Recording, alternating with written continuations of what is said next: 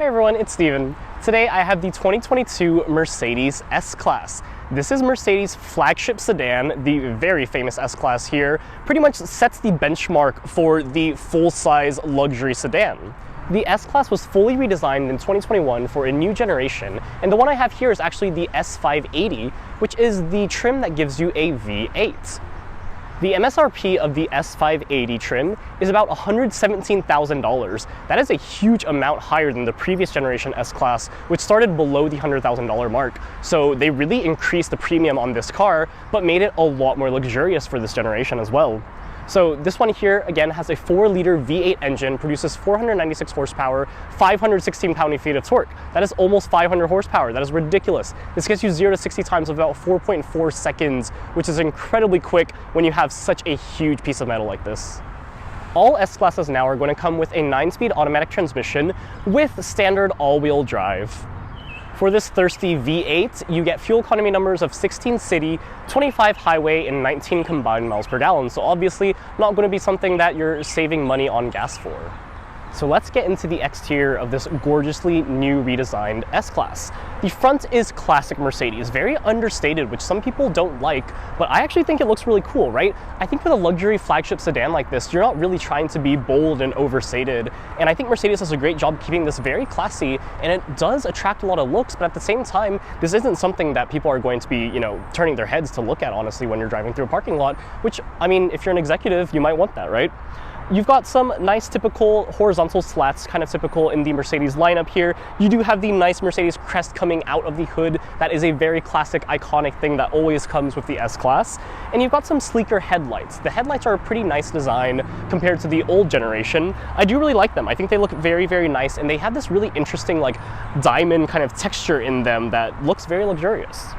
One thing you may notice on this vehicle as well is that it has the AMG line exterior package, which means that you do get some more blacked out stuff, especially on the grille here, and you do also get some blacked out side mirror caps on the very bottom there, and some more interesting styling on these sides to make it a little bit more bold, make it more AMG-ish, even though, of course, this is not actually an AMG vehicle. Mercedes actually doesn't even offer the AMG yet for the S-Class. They do have the Maybach, though, which comes with a V12, which is pretty crazy if you really want that V12. Coming to the side here, you've got these really interesting wheels here. These are the 20-inch AMG multi-spoke wheels, and you'll notice that these are actually blacked out. So the owner that I rented this from on Turo actually decided to powder coat these black. I personally am not the biggest fan of it, honestly. I think it would look really cool with chrome. There is a lot of chrome throughout the entire vehicle, right, on all of those lines, the window trim, and I really thought it would be really cool to keep the wheels chrome, but they decided to black it out, and honestly, they did a really good job, and it looks pretty nice. One thing you'll also notice on the side profile is that you do have flush door handles. I'm glad this is kind of going to things that are not just electric vehicles, because I feel like for the longest time, flush door handles were pretty much preserved for electric vehicles. But now, on this model, for example, you do have the flush door handles here. You can just tap it and they do come right out. And they do have the Mercedes-Benz writing inside, which makes it very luxurious. And at night, you also get this really nice lighting around there to show you where those door handles are. And now making our way to the rear of this vehicle, also very understated styling here, right? From the back, you really couldn't tell that this was an S-Class aside from the fact that it says S580, of course, but this looks very similar to their A-Class and their new C-Class as well. So I really like how it's understated, but at the same time, this still looks stylish, right? Like, you know that this is a luxury car. You do have this really cool, like, little, I don't even know what to call this inside. It looks like a bunch of little buildings next together, and I think it looks really neat. You can't really tell that unless you get a closer look at the inside, but I really do love these turn signals. They look really fantastic. Going into the trunk here, you do have 12.9 cubic feet of cargo space. Pretty small numbers, but you wouldn't expect that much cargo space in a luxury sedan like this anyways. You're getting a sedan, so you're obviously not going to be hauling giant things in here, but it is actually quite spacious. You do have a decent amount of space, and you can actually go inside here as well, and there's a little place where you can lift up, and you can also see some stuff in there. And with this specific tester model here, you do have a body-colored rear spoiler here. That is a $500 option. And you do have a rear diffuser here. It makes it look a little bit more sporty. You do have that V8, right? And of course, you do have some nice looking chrome exhaust tips as well. Of course, the actual exhaust pipes are hidden inside there. That is just a compartment. It looks pretty classic. It's not going to look very aggressive though. The V8 doesn't actually have that much of a burble to it. So if you're really wanting something that's going to be like a muscle car V8, it's definitely not like that. This car has a mild hybrid system and is going to be a lot more quiet, right? Because the goal of the S-Class is complete refined luxury. Definitely not meant meant to have that crazy, you know, sound that you would expect in some sort of other American muscle V8s. Okay, so now that we've taken a look at the exterior, which like I said is really understated, let's go into the interior here and you'll see really why this car costs over $100,000. First of all, one thing you'll notice, right, is that this guy actually tinted their windows almost all around the entire vehicle. So you can see here, even the front windows are tinted and the windshield is tinted as well here. So very, very obviously secluded here. They really don't want you to be interrupted while you're in this vehicle. So the first thing you'll notice here is, I mean, these gorgeous seats and that ambient lighting. I think those are the first two things that most people notice here. These quilted Napa leather seats are very nice and standard here. You've also got leather everywhere. Everything is leather. This is stitched at the very top here. You've got this really nice open pore wood trim here. I really like that wood trim. And I mean, leather here, leather here. It's just, it's a flawless interior. And I really think that's where the S-Class shows. It is a notch above its competitors, the interior and the tech, as you'll see very soon. You do have some piano gloss black on these sides, but it does look nice. And getting into the vehicle here, you can see you've also got some nice stuff on the sides here. This is actually lined here on the side with some nice felt. And I mean, it's a very quiet interior. That's the biggest thing about the S-Class, right, is it is meant to be a car for executives to be chauffeured around in complete, you know, isolation from the rest of the world. So you have such a gorgeous interior here. You have these nice pillows up here for all of the seats, even the rear seats as well. And the ambient lighting here is actually dynamic. It changes depending on, you know, what you're doing essentially. So if you turn the temperature up, it'll actually do these really cool red and blue waves across the entire line of ambient lighting here to show you that the cabin is getting hotter or cooler.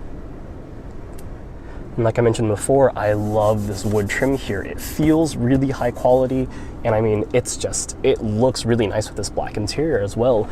Really accentuates all of the luxury touches in this cabin. I mean, like I said, everything is leather. This is leather here, leather on the side here stitched. I mean, this is just incredible, right? Like, when you compare this to a $20,000 vehicle, it is light years beyond that, right? You have speaker caps all the way here. This is a 20 speaker Burmeister sound system. This one is not the 40 sound system, which is actually a $6,500 upgrade, but this one is the standard one that comes, and you do have these nice Burmeister speaker caps. They look very nice. And then going to the main star of the interior here, right, is going to be this huge touchpad. This is going to be the thing that Mercedes is kind of throwing throughout their entire lineup here. The new C-Class that's coming out next year in 2023 has this redesigned 12.8-inch OLED display screen here. So very, very nice. It looks really nice. It's super responsive. I think that's one of my favorite things about this. You have this huge navigation screen, and I mean, overall it's just easy to use. You have Apple CarPlay up here, so you can go into that. You do also have wireless Apple CarPlay and Android Auto. And I mean, it's just such a great system. Like, everything in this vehicle screams luxury and top notch. Okay, and I've got a really annoying glare right here, so this is actually a really nice time to show you guys the pano sunroof here. So it's a dual pane sunroof, so it's not just one giant piece, but the really cool part here is that you use this thing here and you actually slide it. So this is not actually, so you actually just slide your finger over it to open that, and that's not what I wanted to do, so I'm gonna slide it this way to close it. You can see all you do is slide. It's not even a button. You just slide. And then you can see the sunroof closing there. Of course, the rear sunroof has a different control so that the CEO in the rear seats can do that by himself. But now you can see the screen in all of its glory here. You do have comfort settings here, massaging seats as expected, tons of different methods here. You have these really cool seats. I love this. This part is just, it's kind of like a good movie that I don't want to spoil, honestly, but like, you have this dynamic multi-contour seats, and these are so cool. Basically what happens is when you're going on a curve, these seat bolsters, which by the way are very large in case you couldn't see these huge seat bolsters here, they will actually go in to kind of support you so that when you're driving, you aren't disturbed by the, you know, winding roads, right? It's more of just like, oh, it'll push you over to one side to make you more comfortable, essentially. So I think some people won't like that, but I really liked it personally. And of course, you can go into the ambient light settings here. These are all the preset ambient lighting modes, and the one I have here, I forgot what it's called, Burning Blue. Very, very cool. See, it's like, it's a hue, and it's like it's kind of like this nice ombre where it kind of fades from yellow to light white and then blue, and I just think it's super cool. And you have the effects here. So these are the animations based on the things like turning the temperature up and stuff like that. And you can also have it do warning support for blind spots. So like, for example, if someone's in your blind spot on the right side, that side will flash red, which is super, super cool. And I think that really takes ambient lighting to the next level, right? One of the biggest things with ambient lighting is that a lot of people think it's just for show, but to use it for actual practicality, to show safety features, that is very innovative. And I think Mercedes is the only person or thing in the industry right now doing that, which is super nice. So like most innovative cars these days, this does have the very controversial fact that there are no physical buttons for the HVAC controls. So I personally really hate that, right? I hate having to look down and adjust the temperature, right? Like I shouldn't have to look at the screen to adjust my temperature. I think that is a huge flaw. It looks nice, right? It's very well integrated here because this never goes away. But I just think that they should just have buttons here, right? And same thing for like heated and ventilated seats. The thing is, Mercedes does that well because they have these really nice controls on the sides for heated and ventilated seats. But when it comes to the actual, air conditioning settings, that's just not what I want here. You do have a physical button here for your dynamic modes here. So you've got Sport Plus, Sport, Comfort, Eco, and of course you've got the individual as well. You do have the very nice surround view camera. I love that they have a physical button for that because I hate when car manufacturers don't have a physical button for the 360 camera. This one you can see here, you can actually adjust it, very similar to BMW. It is a bit laggy. I will say BMW does this better from what I've seen on the X7 and stuff like that. But I mean, this is still really cool, right? You can actually see what the wheels should have looked like without the powder coating there. But you have all these different angles here, which is super cool. I mean, and just the way it animates is just very cool. I think a lot of people will be really impressed by that. And then going into here, you have the vehicle settings. These are some quick buttons that you can configure. And of course, you have a slider for the volume, which honestly is probably not the best thing in the world. It's hard to adjust to the specific volume that you want. You also have only a slider right here. You can't press these buttons. So what ends up happening is, I want it to be a little bit louder, and then it makes it a lot louder, and then, vice versa. So not my favorite thing. Going into the steering wheel, this is a black Nappa leather steering wheel as well. Very, very comfortable. You have some cool designs here. Of course, piano gloss plastic, black piano gloss. So it's going to be a little bit of a fingerprint magnet, kind of the same as you can see right here as well. Oh, and one thing I wanted to mention here is you have a nice wireless charging compartment right here. This works very well. Very easy to just put your phone in there, and the wireless charging has worked really well throughout this trip. You have two USB-C ports, so no USB-A. Kind of what the future of cars is going to right now. And then this is just some nice storage or something you can just put here, and it kind of has a rubber mat here to prevent things from sliding. You do have a center storage console here, good for putting tissues or other cleaning products here. And then going back to the main display for the driver, you don't have a heads-up display here, which is a little disappointing given the price of this vehicle. That's another package. But you do have the 12.3-inch virtual gauge cluster here. So this looks pretty nice. It has a lot of different configuration options here, which is what I really like. You can press the home setting here. You can kind of see all the different modes here. So you've got understated, sport, exclusive, classic, navigation. I mean, there's just so many different things here. Navigation is pretty cool. You've got that full map, kind of like Audi does. I like the classic, honestly. I think it's just a nice look. And then you can kind of scroll up and down through these different center displays here. So you can get the map in the middle. I usually just like keeping it in the audio. But yeah, I mean, you guys can see, right? Like this vehicle, the interior just has so many Easter eggs. I feel like there's just so many cool, small, stylistic choices that Mercedes has made that really separate this from the competition. For example, on these vents, right?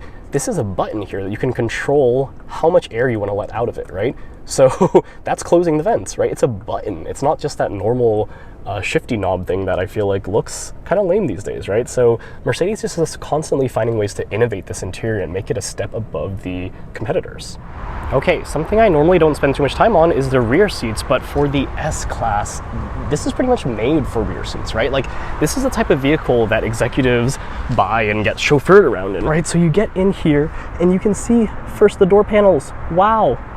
Wow, wow, wow. You have heated, ventilated for both of the rear passengers and three-way memory.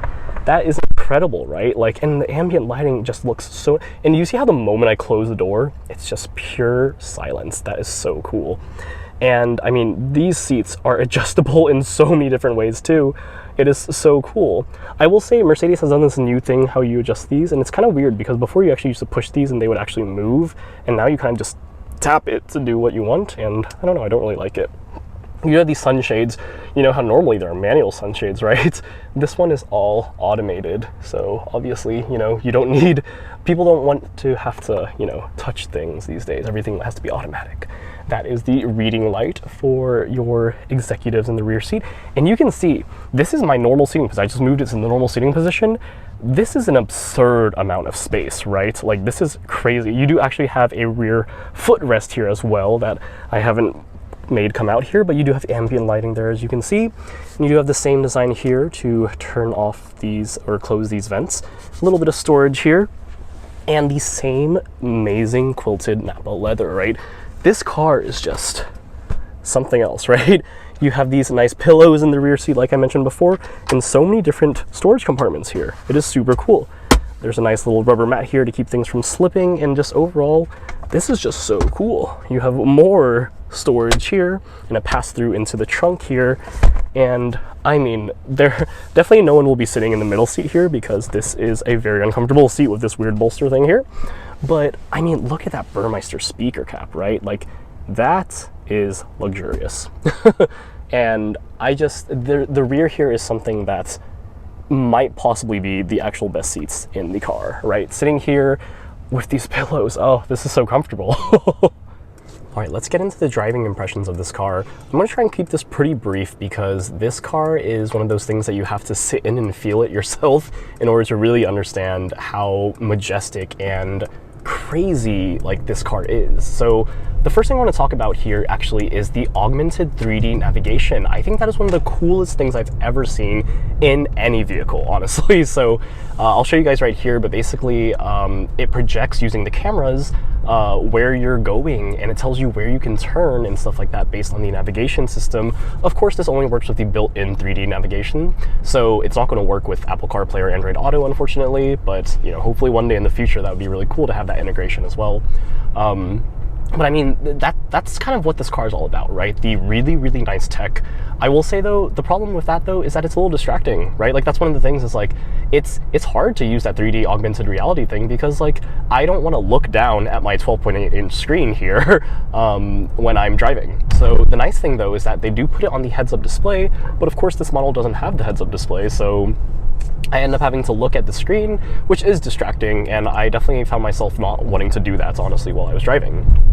So overall though, like, this car is all about being chauffeured, honestly. Like, when it comes down to it, this is not a driver's car, right? In the sense that the person driving this is not going to feel like they're having fun. I will say the handling on this car is superb given its size though, right? You've got that option, the 4.5 degree rear axle steering, which gives this a really great turning radius. It's actually shocking. And I mean, it's just a really nice overall handling experience considering the size of this car. Most people would not expect that, right? And of course, 0 to 60 in 4.4 seconds, it's fast, right? It has the numbers of a performance sedan, but when it comes down to it, this just isn't meant to do that, right? You can put yourself in Sport Plus mode, it'll be super fun, it'll be great, but it's just not, that's not what this car is all about. The ultimate reason people buy this car is to basically chauffeur people around and also to showcase the amazing tech in this car. The S-Class has always been that benchmark, right? Like, it's always been the thing that other cars try to strive for, essentially. And with the redesigned generation, I think Mercedes once again showcases the fact that they are way above the competitors, right? Would you take this over a Panamera A8, Quattroporte, or the new 7 Series, right? The new 7 Series definitely looks much bolder and cooler, honestly, and it's probably more fun to drive, but at the end of the day, when you want just luxury and class, this is the car you get. And I really think Mercedes continues to showcase that every single time they come out with a new S-Class, right? Like, it's always the benchmark every single time. And I think, you know, this car, what I think is really interesting is this car has a very polarized audience, right? Some people really hate this car because it's just so tech forward. I think that's one of the biggest things I see in reviews these days. It's like, wow, I hate the lack of physical buttons, which I also agree with.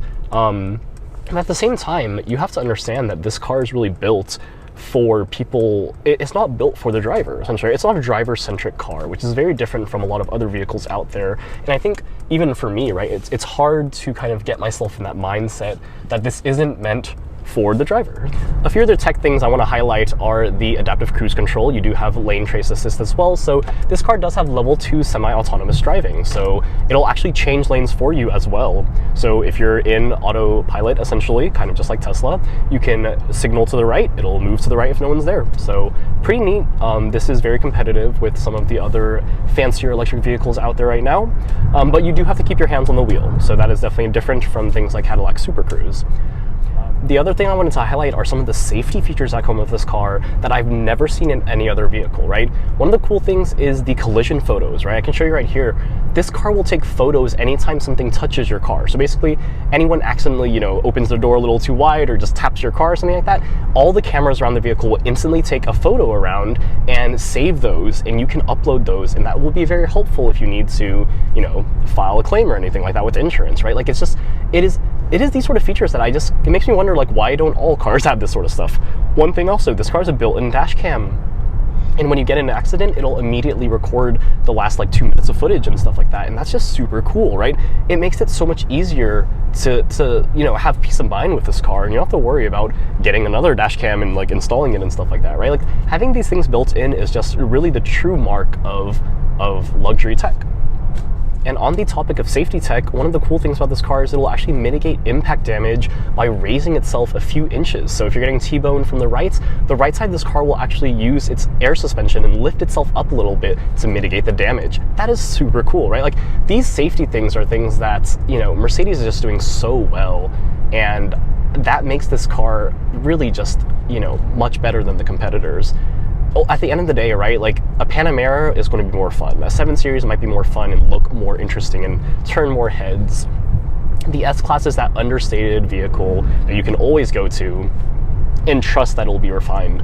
One thing I want to mention right now, I'm going 70 miles per hour right here, and it's so quiet. It is ridiculously quiet. Like, this car just, it's hard to explain, because like you just wouldn't understand how quiet and refined this car feels to drive compared to many other economy vehicles out there. And that is the reason why this car is so expensive, right? This car comes with that like foam ice insulation on the tires, and that makes it a little bit more quiet as well. You also have the thicker glass, you have the more luxury materials. The fit and finish in this car is just superb. Everything about this car is made for comfort and quiet, and I think that's what people want these days when it comes to one of the full-size luxury sedans like this. So overall, right, it's hard for me to actually recommend this to people, right? Because the people who are buying this car, when it's $130,000, right, like it's at that point where the price doesn't actually really matter at that point, right? Like, you just want the best possible vehicle, and the S-Class is going to get you the most luxury, the quietest ride, and it's not super bold, right? Like, that's what this S-Class is all about. It's about refined, quiet driving, and I think that's what some people really want, and that's what they're going to get with this vehicle. So if you want to spend all this money to get chauffeured around and stuff like that, like, this is going to be the best vehicle in the segment for that. If you want to have a bit more of a fun vehicle, maybe the Audi A8 might be a better option for you, where it's a bit more versatile, right? Like, this car is really just meant for one thing only, and that is going to be the quiet ride, the isolation, the lack of outside interference, right? Like, you can sit there and work in the back seats very comfortably, tinted windows, rear sunshades, all that stuff, and just be isolated from the environment and have that really quiet ride that you want. Take phone calls, whatever you want in the back, right? But ultimately, and the interesting thing is that no matter how much I say it though, like, the driving is still a blast. Like, honestly, like, compared to what most people probably drive out there, this is still heads and shoulders above most any other vehicles, right? But the problem is that, like, that's just not what this car is really meant for. So that's pretty much all I wanted to cover in this review today. Thank you guys for watching. If you want to check out some of my other reviews, you can click up here. Please subscribe down here, and I'll see you guys in the next video. Bye.